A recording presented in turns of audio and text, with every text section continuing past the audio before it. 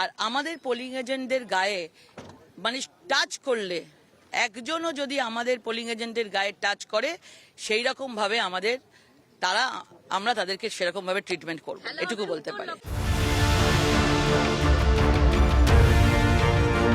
দিনের শুরুতেই জানিয়েছিলেন ট্রিটমেন্টের কথা, দিনভর দেখা গেল সেই ছবি।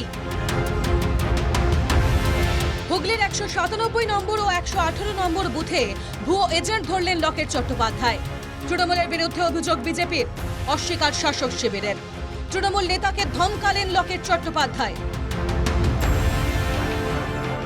হুগলির ধনিয়াখালীর 117 নম্বর বুথে ভোটারদের প্রভাবিত করার অভিযোগ লকেট চট্টোপাধ্যায়ের। ধনিয়াখালীর 83 নম্বর বুথেও ভুয়ো এজেন্ট ধরলেন লকেট। তৃণমূলকে বল, আর কই আমার কাগজটা দেখো, আমার কাগজ দেখ, বিজেপির কাগজ দেখো, বিজেপির কাগজ দেখো। স্যারটাকে কোন স্যার? কোন স্যার? কোন ভিতরে? কোন ভিতরে?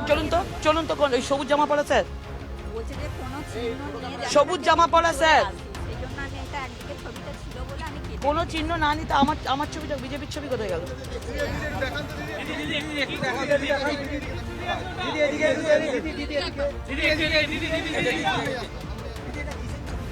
তৃণমূলকে ভোট দেওয়ার ছবি এদেরকে দিয়ে করাচ্ছেন, এনাদেরকে দিয়ে করাচ্ছেন।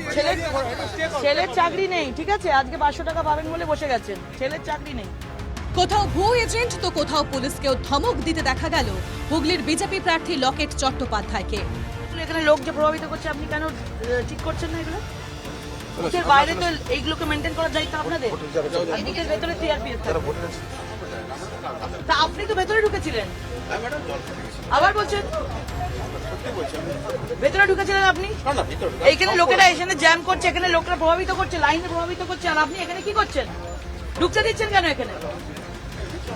ভোটের 100 মিটারের মধ্যে সহায়তা কেন্দ্র, ধনিয়াখালীর একাধিক বুথের বাইরে সহায়তা কেন্দ্র। সহায়তা কেন্দ্র বন্ধ করে দিলেন লকেট চট্টোপাধ্যায়, আশাকর্মীদের সরিয়ে দিলেন তিনি। জেলা শাসকের সই জাল করে বসানোর অভিযোগ হুগলির বিজেপি প্রার্থী। পরিষ্কারভাবে থ্রেটনিং দিচ্ছেন, নালে আমি এত বুথ থাকতে আমি এখানে আসতাম না।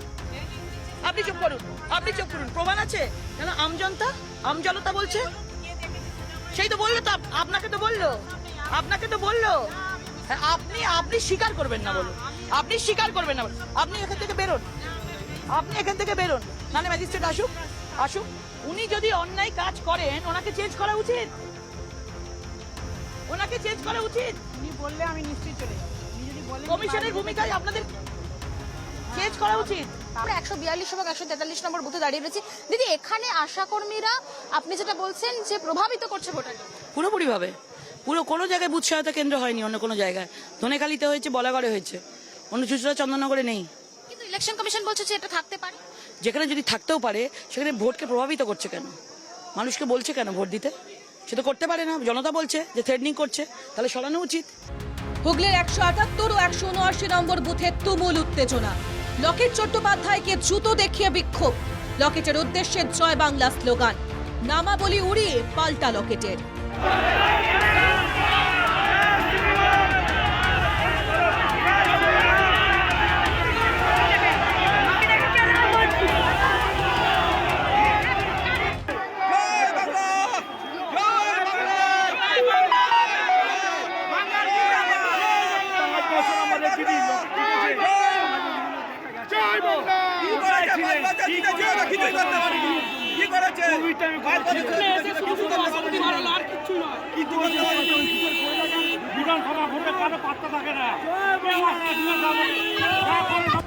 এক দিদি অ্যাকশন মোডে, আর দিদি নাম্বার 1 কে দেখা গেল স্বমহিমায়।